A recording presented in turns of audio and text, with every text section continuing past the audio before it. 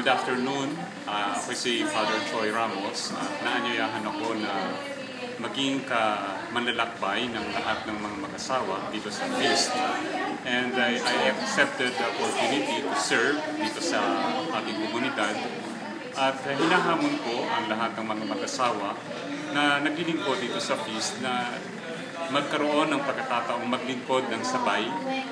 At ang tawag natin doon ay lakas pang mag-asawa o couple power, na kung saan bilang mag-asawa ay binibigay natin yung ating sarili sa ating Diyos sa gawain upang mapagtibay natin, mapalalim natin yung ating bukasyon na tumutugon sa hamon ng simbahan.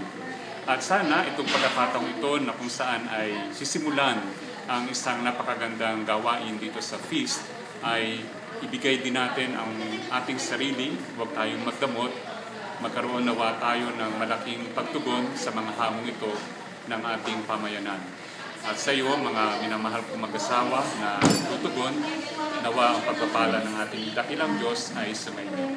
God bless you all.